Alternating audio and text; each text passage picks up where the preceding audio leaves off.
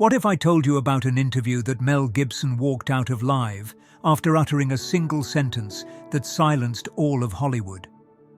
A phrase so powerful about the treatment of Christians in the film industry that the hosts were left speechless.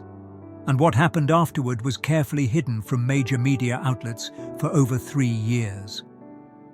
What you're about to discover goes far beyond a simple discussion about religion in entertainment. We're talking about a moment that exposed the true face of how Hollywood treats Christian faith and those who dare to defend it publicly. A moment where the man who created the most powerful Christian film in cinema history showed that there were still boundaries he wasn't willing to cross, even in front of cameras. Did you know that since the release of The Passion of the Christ in 2004, Mel Gibson has faced systematic resistance in Hollywood that goes far beyond the personal controversies we know about? Sources close to the actor recently revealed that there exists an archive of interviews and statements of his that never made it to air. Episodes where he defended Christian faith so forcefully that the producers themselves decided to shelve the material. If you seek to understand the divine mysteries happening around us, don't forget to like, subscribe, and share in the comments your own spiritual experiences. Your participation strengthens our community of truth seekers. The interview we're investigating today happened during the promotion of his film Father Stew, when Gibson was invited to a major morning show, expecting a quiet conversation about cinema and faith. But the hosts didn't expect him to arrive prepared for a much bigger battle. A battle for the dignity of Christians in an industry that, according to his own words that morning, had become hostile territory for any authentic manifestation of faith. The decisive moment came when the interviewer, trying to corner him about the criticism that The Passion of the Christ had received from influential sectors of Hollywood, asked a question that Gibson interpreted as a direct attack not only on him, but on all Christians working in the industry. That's when he uttered the phrase that changed the entire tone of the conversation, looking directly into the camera and speaking with a firmness that froze the studio for complete seconds of silence. But before revealing exactly what Gibson said in that crucial moment, we need to understand how we got there. The journey that led Mel Gibson to become perhaps the most controversial and courageous defender of Christian faith in Hollywood began long before that interview. It started during a dark period of his life, when he himself had distanced himself from the faith he received in childhood and faced personal demons that nearly destroyed his career and family. It was during this profound spiritual crisis, as he revealed in interviews kept secret for years, that something extraordinary happened. Gibson described an experience that completely changed his perspective on the purpose of his life and art. During months of struggling with alcoholism and depression, he began having visions related to Christ's suffering. These weren't hallucinations or fantasies, but experiences so vivid and transformative that he felt an irresistible compulsion to share them with the world through cinema. This is how the idea for The Passion of the Christ was born, not as a common film project, but as what he described in personal documents revealed by close sources as a divine mission. When spiritual forces manifest in our physical world, we need wisdom to interpret them correctly. If you value this kind of revealing content and want to help us continue bringing these deep investigations, consider acquiring our ebook, The Secret of Jesus' Apparitions, for a symbolic price. This exclusive material offers keys to decipher divine signs and understand how Christ manifests in our times. Your contribution allows us to maintain this independent research work. The link to acquire the material is available in the pinned comment. What happened during the production of The Passion of the Christ was only the beginning of a transformation that Gibson carefully kept hidden from the public for almost 2 decades. According to accounts from people who worked close to him during that period, the actor began receiving what he interpreted as revelations about Hollywood's spiritual state and about his role as a Christian spokesperson in the industry. These experiences led him to make decisions that many considered career suicide. He began refusing roles in films he considered incompatible with his Christian values, even when it meant losing millions of dollars. Even more significant, he began using his public appearances not just to promote his films, but to openly defend Christian faith in an environment increasingly hostile to such manifestations. In an interview given 3 years after the release of The Passion of the Christ, Gibson revealed that he had received veiled threats from studio executives who warned him about the consequences of continuing to mix religion with business. These pressures only strengthened his determination to use his privileged position to defend what he saw as a silenced and marginalized Christian community in Hollywood. It was in this context of growing tension that Gibson developed what people close to him described as a controlled confrontation strategy. He began accepting interviews specifically with the goal of forcing discussions about religious discrimination in the industry, always prepared to abandon the conversation if he felt Christians were being disrespected or ridiculed. The interview that interests us today was carefully planned by Gibson as a defining moment. Sources reveal that he had decided it was time to draw a clear line in the sand about how Christians should be treated in the media. He arrived at the studio that morning not just to promote Father Stu, but with a much broader and potentially explosive agenda. The program in question was known for its provocative interviews, but rarely did producers expect a guest to take control of the narrative the way Gibson was about to do.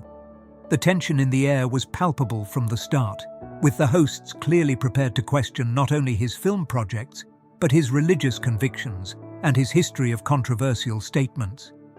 The conversation began seemingly friendly, with questions about the filming process of Father Stu and his collaboration with Mark Wahlberg.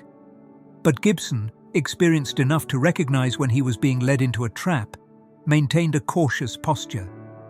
He answered the questions politely, but his eyes revealed he was waiting for the moment when the true motives of the interview would be revealed.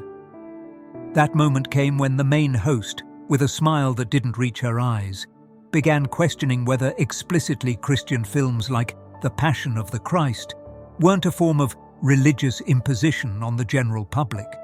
The question was formulated in such a way that any defensive response from Gibson could be interpreted as confirmation of religious fanaticism. That's when Gibson did something unexpected. Instead of defending himself or justifying his films, he turned the tables and began questioning why Christianity seemed to be the only religion that was a constant target of ridicule and disrespect in Hollywood. He cited specific examples of how films that attacked Christian faith were celebrated by critics, while any positive representation of Christianity was immediately labeled as propaganda. The tone of the interview changed drastically. The hosts, who clearly didn't expect this line of argumentation, began interrupting Gibson and trying to redirect the conversation. But he had found his rhythm and wasn't willing to back down. With disturbing calm, he began describing conversations he had had with other Christian actors in Hollywood who had been forced to hide their faith to maintain their careers. The atmosphere in the studio became electrified when Gibson mentioned specific names of actors who had faced retaliation for their beliefs. Although he didn't reveal complete identities on air, people present in the studio later reported that he made clear references to at least 3 major Hollywood stars who had allegedly lost important roles after publicly expressing their Christian faith. The breaking point came when the co-host, visibly uncomfortable with the direction of the conversation, asked a question that Gibson interpreted as the limit of what was acceptable. She asked if he didn't think his obsession with Christian themes was harming his ability to make films for a broader and more diverse audience. The word obsession was pronounced with a tone that made it clear it referred not only to the films, but to his faith as something pathological. It was at that moment that Gibson stopped talking completely. The silence extended for long seconds that seemed eternal to those watching.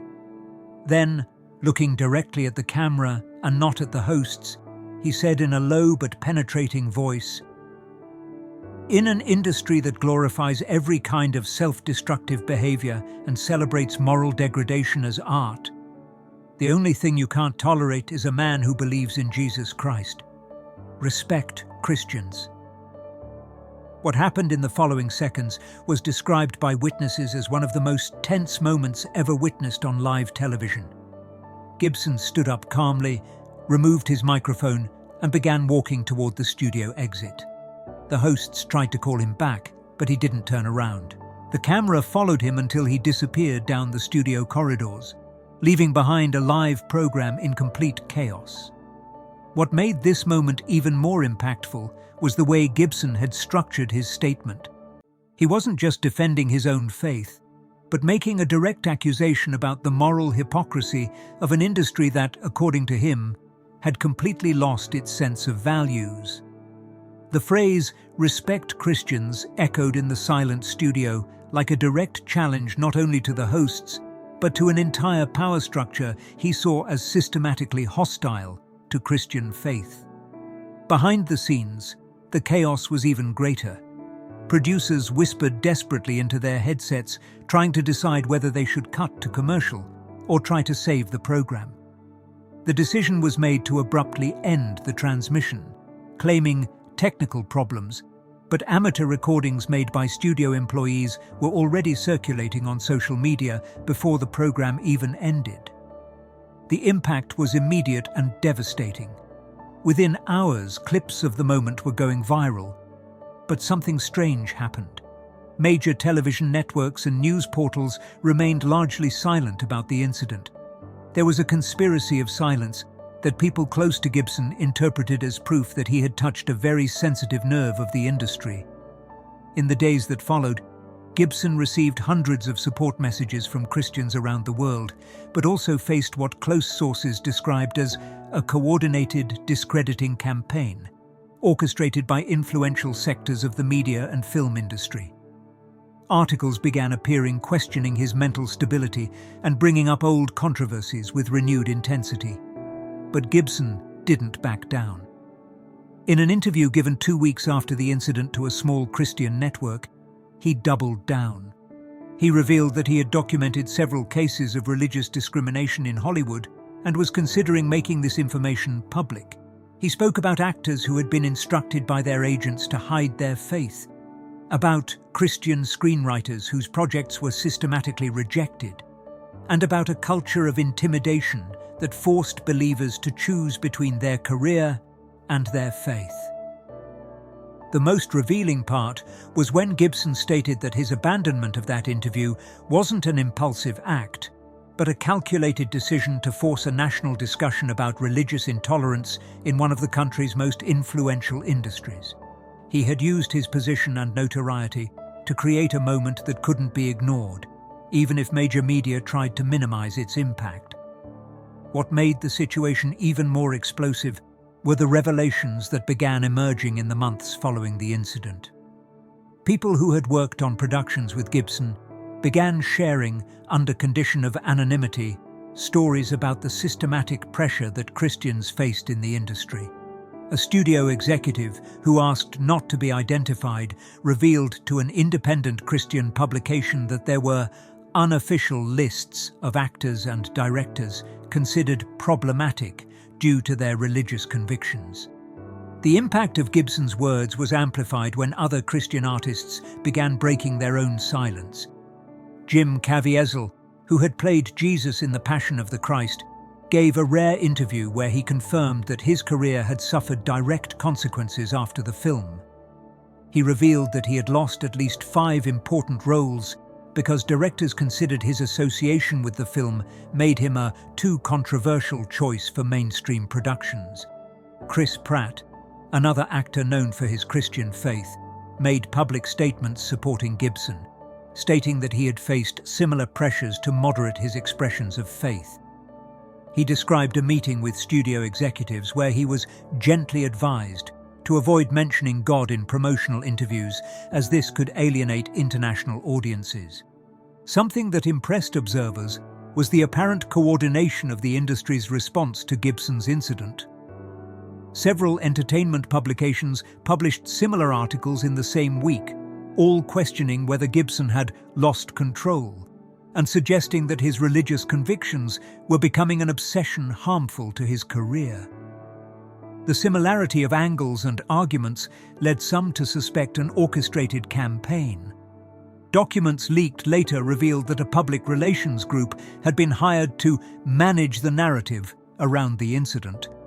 Internal emails, which appeared on leak sites, showed discussions about how to neutralize the impact of Gibson's statements and reposition the conversation away from the issue of religious discrimination. The group also initiated a targeted boycott campaign, not against specific films, but against studios that demonstrated consistent patterns of hostility toward Christianity. The effectiveness of this campaign was surprising, with several films registering significant box office drops in traditionally Christian markets. The true power of the movement Gibson had unleashed became evident 2 years after that fateful interview, when a series of internal leaks exposed what many called the conversations Hollywood never wanted you to hear. Recordings of executive meetings, corporate emails, and private messages revealed a level of disdain and hostility directed toward Christians that shocked even skeptical observers. One particularly revealing recording captured a screenwriters' meeting at a major production company, where an executive openly stated that we need to stop treating the Christian audience as if their opinions mattered. Another email, sent by a casting director, instructed his team to avoid actors who bring religious baggage to the set, using language that lawyers later classified as explicit religious discrimination. What most impressed observers was discovering that these attitudes weren't isolated cases, but part of a systematic corporate culture. Internal documents from at least 6 major studios contained derogatory references to Christian fanatics and discussions about how to protect productions from religious contamination. Gibson, who had remained relatively quiet during the months of leaks, finally broke his silence in an exclusive interview with an international Christian network. He revealed that he had been collecting evidence for years, long before that moment on television, and that his statement, "Respect Christians," was the culmination of a personal investigation he had conducted about religious discrimination in the industry. "I didn't abandon that interview on impulse," Gibson revealed. "I knew exactly what I was doing. I had come to the conclusion that the only way to expose this hypocrisy was to force them to reveal their true nature in public. And it worked perfectly." Gibson also revealed that in the months following the incident, he had received contacts from Christians in positions of power in Hollywood who had remained hidden out of fear of retaliation. Executives, directors, producers, and even some of the biggest names in the industry had begun organizing discreetly, forming what he described as an underground network of believers working to change the culture from within. The impact of this network became visible when several Christian projects began receiving unexpected funding from sources that preferred to remain anonymous. Films that previously would have been rejected by all major studios suddenly found backers willing to invest millions. Gibson revealed that he was personally involved in coordinating this funding, using his own wealth and connections to create an alternative financing system for Christian projects. Even more significant was when Gibson announced he was establishing his own distribution company, specifically focused on Christian content that major studios had refused to promote adequately. "If they don't want our stories in their system," he declared, "then we'll build our own system." The turning point came when Gibson announced he was preparing a documentary film about the entire experience, from that initial interview to the events that followed. The documentary would include all the secret recordings, all the leaked emails, and interviews with dozens of Hollywood professionals who had faced discrimination because of their faith. News of the documentary sent shockwaves through the industry. Lawyers from several studios sent letters trying to prevent the film's release. But Gibson had carefully structured the project through his independent distribution company, placing it beyond the reach of traditional studio influence.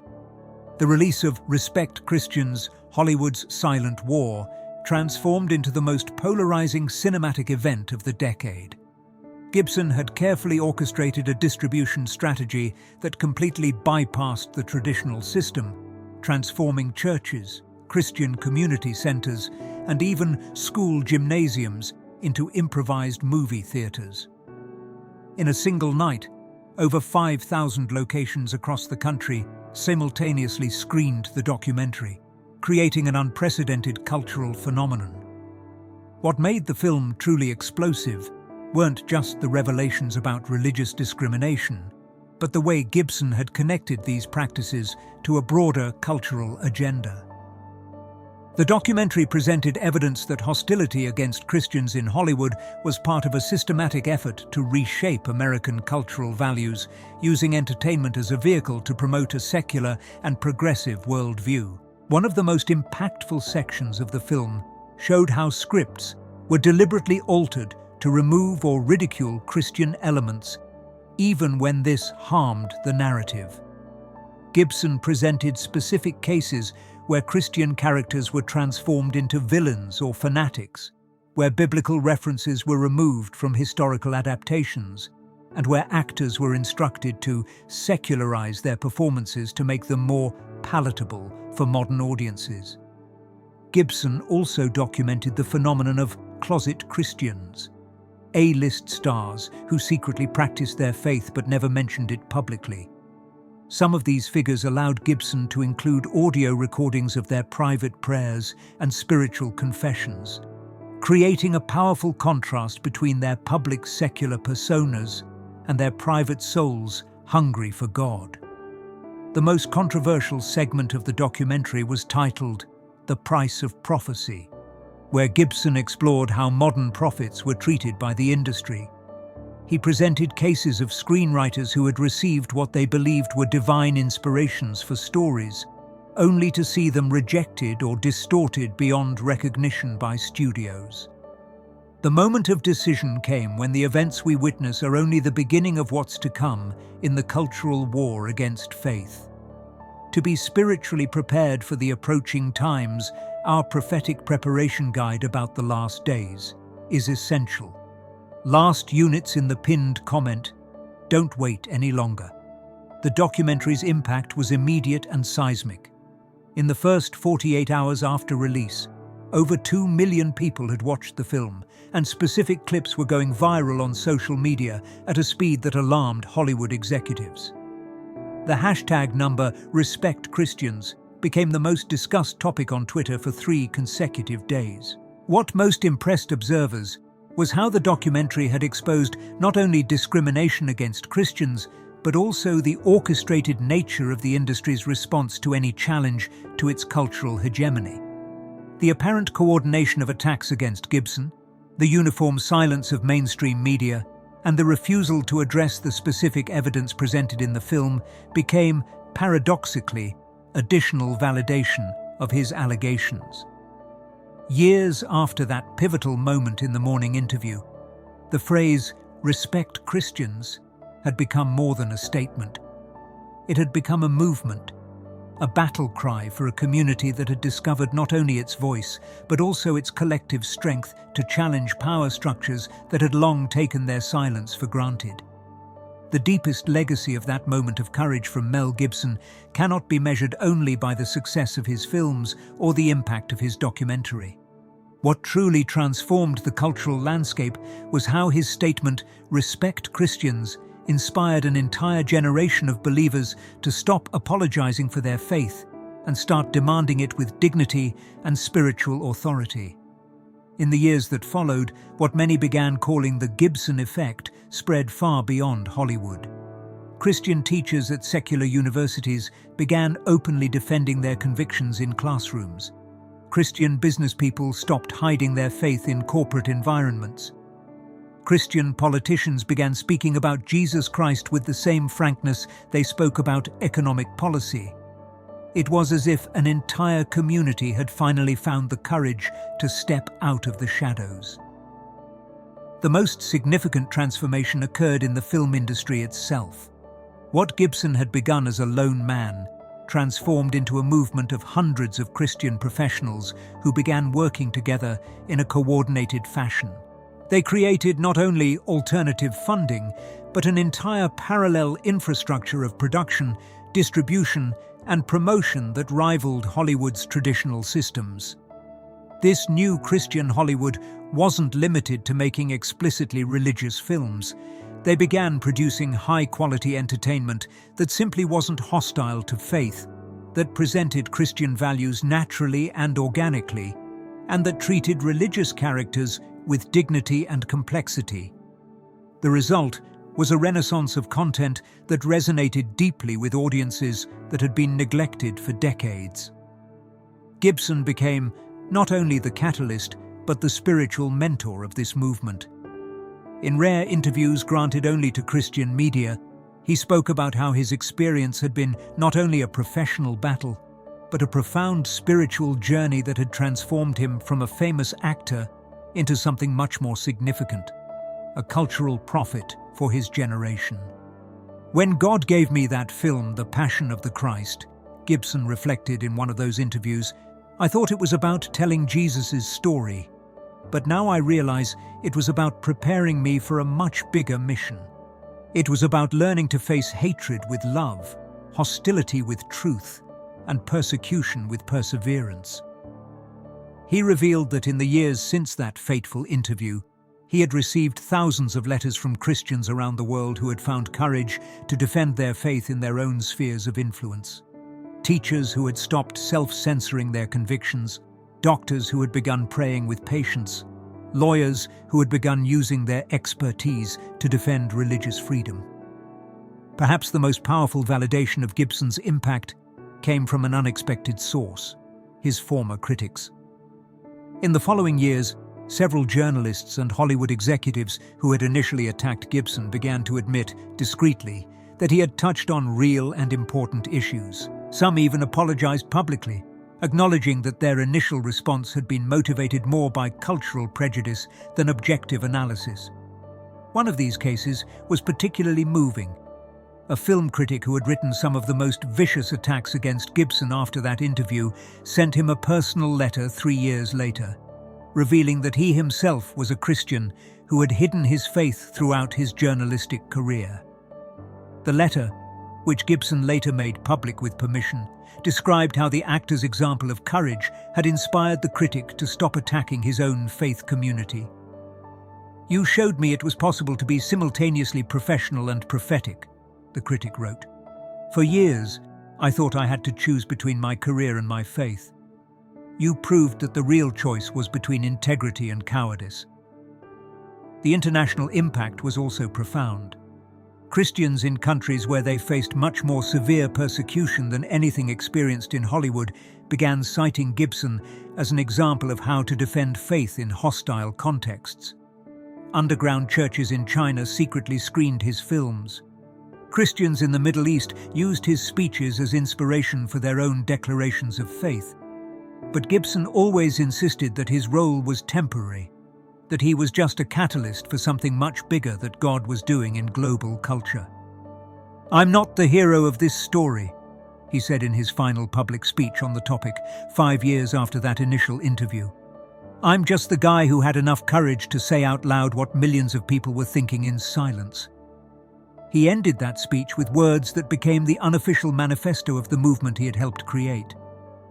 For 2,000 years, followers of Jesus Christ have transformed the world not through political or economic power, but through the courage to live and proclaim truth, even when it costs everything. That tradition continues. The only question is, will you be part of it? The answer, from the millions of Christians who found their voice in the years that followed, was a resounding yes. And it all began with a man who refused to allow his faith to be disrespected, who stood up from a television interview and told the world, "Respect Christians." If these revelations awakened something in your spirit, show it by liking this video, subscribing to the channel, and sharing in the comments how God has manifested in your own life. Your testimony can touch the heart of someone who needs this message. Join our community of truth seekers and continue with us on this journey of spiritual discoveries that can change your life forever.